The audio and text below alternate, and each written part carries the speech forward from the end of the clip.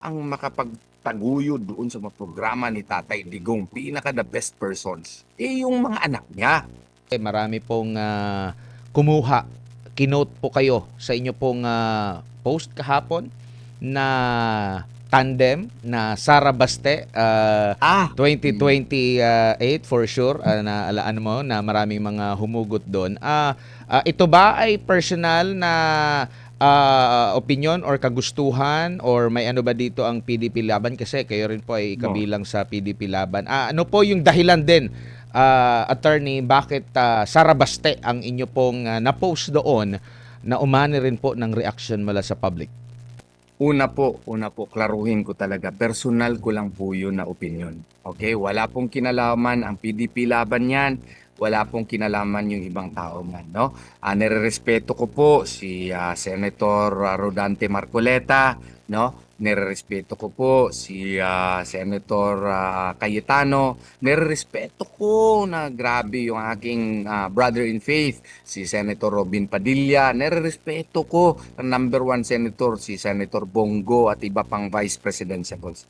Pero yung personal na opinion, pag-weigh ko kasi, ang tingin ko kasi, si Senator Rodante Marcoleta is a very good candidate for VP. Pero nung nakita ko yung mga sessions doon sa Senado, napakasayang kung walain natin siya doon. Siya yung isa sa mga vanguards natin doon. Pareho din kay Senator what's it called, this Cayetano. Kinakailangan natin sila doon, no? So, kinakailangan natin sila doon. Kaya dapat nandun sila sa Senado because they are really fitted to be senators, no? Wala na tayong tagapagtanggol, na tayong mga debatista kung walain mo doon si Senator Marcoleta at saka si Senator Cayetano. Napakagaling nila na mga abogado kaya kinakailangan natin sila sa Senado. Si ano naman, si Senator Robin Padilla, no? Napakabagay sana na maging vice presidente. Pero kung walain mo siya sa Senado, wala na kaming boses ng mga Muslim doon. Oo. At yung malaki yung puso niya. Siya yung may pinakamalaking puso na ating senador. So, kailangan natin din siya doon sa Senado. Si Senator Bongo naman, advocate for health, no? Nakikita natin na mas epektibo siya kung nandun pa rin siya sa Senado. At ang nakita ko kasi, to ensure continuity, no? Kinakailangan na sino ba ang makapagtaguyod doon sa mga programa ni Tatay Digong, pinaka the best persons, yung mga anak niya. So, yung para ma-ensure natin yung continuity, sa tingin ko lang, personal na opinion ko lamang yun, ay dapat yung kapatid niya, si Mayor Baste Duterte, na para maipatuloy natin yung mga programa ng mga Duterte. Kasi 6 years is too short for a very good president, while too long for a very bad president. Kaya nga, let us learn from the lessons of the present presidency. Oh. Kung hindi nag-give in si BP Inday, siya sana ang presidente ngayon. Nag-give in, nag-trust siya doon kay Presidente Marcos. Anong nangyari sa atin? Nagkaletsi-letsi tayo. Maski nakaibigan sila masyado ni Ma'am, no offense man, kay Ma'am Amy Marcos, hindi rin makontrol ni Ma'am Amy Marcos yung kanyang kapatid. Tingnan natin kung saan tayo ngayon. Halos nasa kangkungan na tayo ngayon. Opo. Di natin na mahirap. Kung ang vice presidente si Baste, hindi talaga niya tatraidorin yung kanyang kapatid. Di siguraduhin natin yung vice presidente natin ay hindi tatraidor sa ating presidente at may continuity yung policies. Kaya dyan, nag-post ako. Sana hindi magalit yung ating mga kaibigan ng mga senador.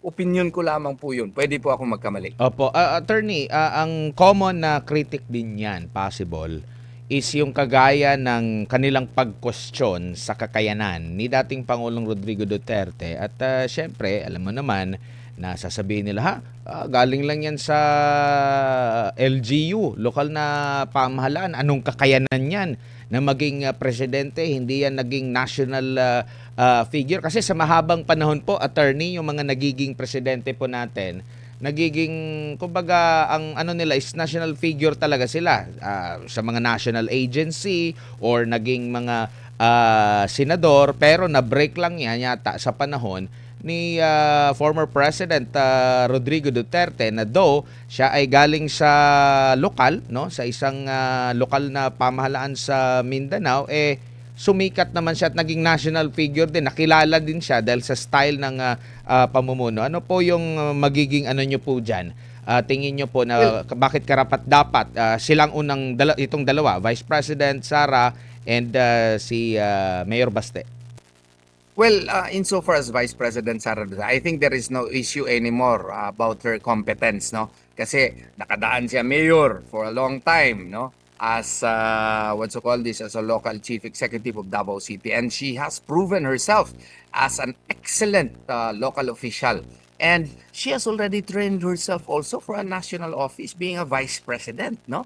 And she has seen the terrain already, and she has studied the laws, and she has likewise studied the policies, and she can really be a very good and effective president for our country. Insofar as insofar as Mayor Baste Duterte is concerned, he has likewise, no, proven himself as a competent local official. Naging vice mayor siya, naging mayor siya, and ngayon na fitted talaga siya na magiging vice president in order to prepare him for the presidency after 6 years, no? Kaya nga meron siyang magiging role din diyan, no? I'm sure kung pipiliin siya ni Vice President Sara, alam ko po na may nalapitan na si Vice President Sara Duterte. I acknowledge that. Pero vinoice out ko lang yung opinion para naman na malaya naman, this is a democratic country, baka makita din yung perspective na pinipresent ko ngayon about the need for continuity and the need to ensure that we are free from any betrayal. We are free from what you call this, any courses of action that may defeat the purpose of continuity of policies. Kaya nga, who knows, no? Baka makita yan na perspective na yan na ultimately it can be good for our country, no? So that there is really continuity of policies, then baka masunod yan. Pero kung hindi, at least nakapagsabi ako kung ano yung opinion ko. Hindi naman ako nagsasabi na ito na ifa-follow natin. Sinuggest ko lang yan, flinote ko lang yan kasi sa tingin ko ito po yung nakakabuti sa ating bansa. Wala tayong continuity of policies. Sayang masyado yung na simulan ni Tatay Digong yung build program natin. Nagkaroon pa tayo ng pandemic pero nakaya natin yung pandemic dahil sa kanyang strong leadership. Tayo ngayon maski nagyera na doon sa sa Middle East, ang pinag-uusapan natin ay impeachment process pa rin, no? Kung panahon ito ni Tatay Digong, he would have put a stop to this. 'Di ba? Nung panahon ni Tatay Digong, there was a move also to have Vice President Robredo to be impeached. Sabi ni Tatay Digong, tigil niyo yung mga kalokohan niyo yan. We should concentrate in the development of our country. O anong ginawa ng mga congressmen? Di nag-stop sila because there was strong leadership. Sa panahon ngayon,